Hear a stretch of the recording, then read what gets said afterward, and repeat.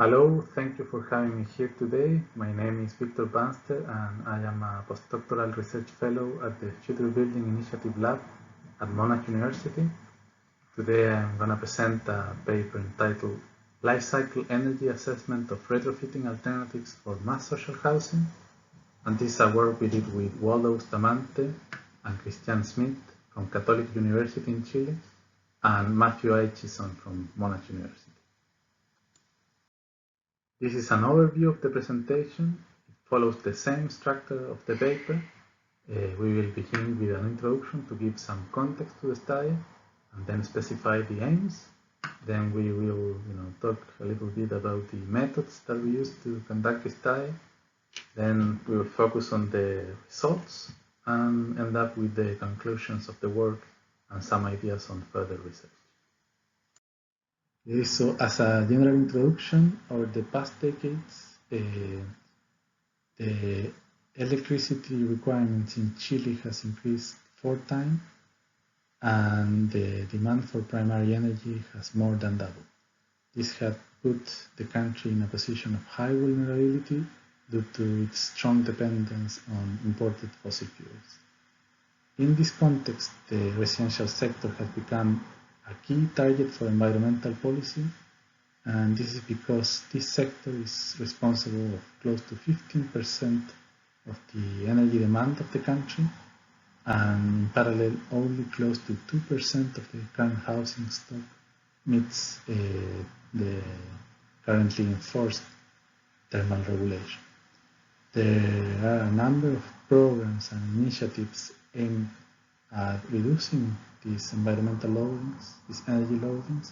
And this include, the thermal regulation for housing, but also a number of retrofitting programs specifically aimed at social housing, and certification programs aimed at housing in general, like the one that I'm showing on the right.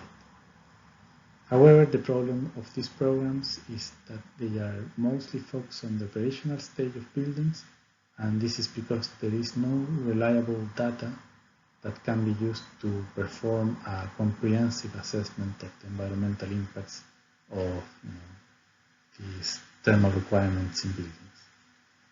So in this study, we are using a new hybrid embodied energy dataset that we developed for Chile, and this enables extending the scope of these studies and programs. So the aim of this study is to extend the scope of this type of analysis from the operational stage to the complete life cycle impacts of energy retrofitting measures in Chile, and in specific to assess the savings associated to energy retrofitting approaches based on current and improved thermal regulation. So as a case study, we used the Corby 1020 housing complex. This is an iconic housing complex, housing typology in Chile that was massively built across Chile until the 1970s.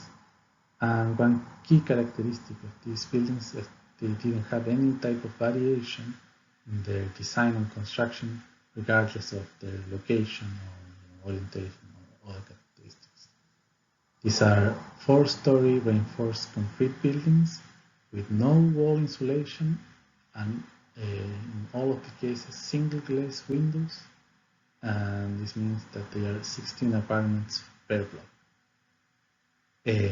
According to current estimations, close to 2,000 units are still used across the country, and this basically means that close to 128,000 people are currently living in these buildings. There are programs and initiatives aimed at improving the residential conditions of these buildings, including extensions and energy retrofitting programs. So in this context, this study aims at looking at these energy retrofitting proposals by looking to assess the environmental potential from a broad perspective.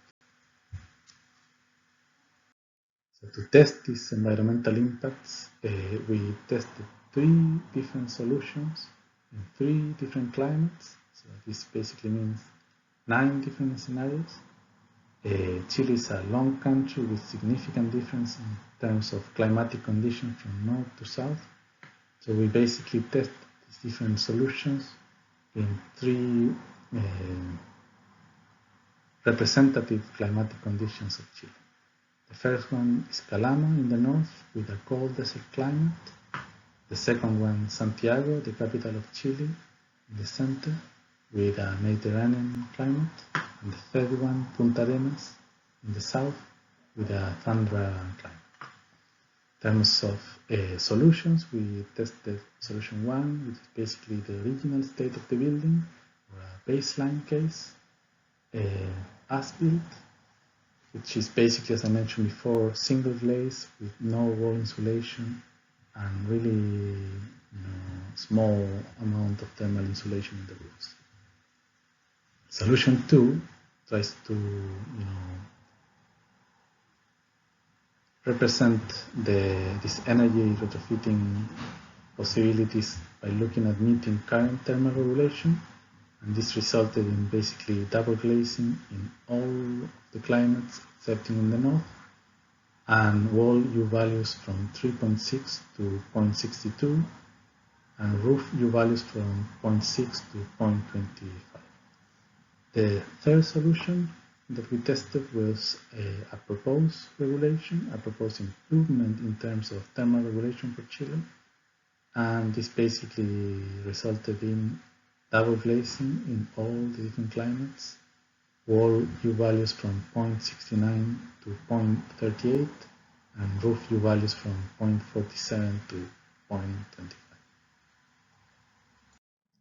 So to calculate the environmental impacts of these different retrofitting scenarios, we use streamlined life cycle assessment using a design life for the buildings of 50 years. And this assessment basically focuses on analyzing the operational energy of the building by looking at the primary thermal energy associated to heating and cooling of the buildings using the task engineering software. And in parallel, we analyzed the embodied energy of the buildings by looking at the initial embodied energy of the buildings. This is basically the energy that is behind the manufacturing of the materials of the building in its original state, in this case only the materials associated to the retrofitting problem. And then we added the recurrent embodied energy. These are the replacement materials and maintenance over the complete life cycle of the building. So as I mentioned before, for this we use hybrid embodied energy coefficients that we developed for a different study, and these results are published in ASA 2018. This figure summarizes the results of the study for the 3 climatic conditions included in the scenarios, Calama, Santiago, and Punta Arenas, and for the 3 retrofitting solutions proposed. The first one, the baseline case. The second one, the one meeting current thermal regulation. And solution number 3, the one that exceeds current regulation. In red, we have the life cycle embodied energy of this solution, so we can see how embodied energy increases as the performance increases, in terms of insulation. And in blue, we have the life cycle operational energy of the solutions, which tends to decrease. If we look at the numbers as a whole, there was a percentual decrease in total life cycle energy close to 18% for the case of the solution number 2, and a further decrease close to 80% if we compare solution number 2 with solution number 3. This means that overall, looking across cases, solution number 3 increases the performance, the life cycle performance of the baseline by an order of magnitude close to 300%. So it's a massive increase in terms of performance. In the case of Calama, it was interesting to see that there was the highest and lowest percentual increase. Basically, there was a percentual increase in 7.2% decrease in life cycle energy in the solution number 2, but then there was a massive increase when we compared solution number 2 and number 3. It was close to 90% increase in energy performance.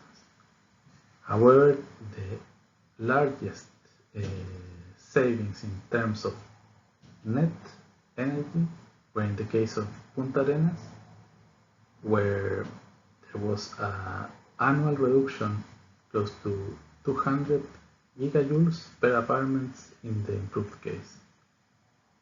What is key here in these solutions is that the increase in embodied energy, the red lines in these charts, was close to negligible, with an average contribution of close to 2% in solution number 2 and 0.82% when we compare solution number 2 and solution number 3. So some conclusions to close the presentation. We present a life cycle energy assessment of retrofitting alternatives for Chilean social housing using the Corbett and 20 housing block as case study.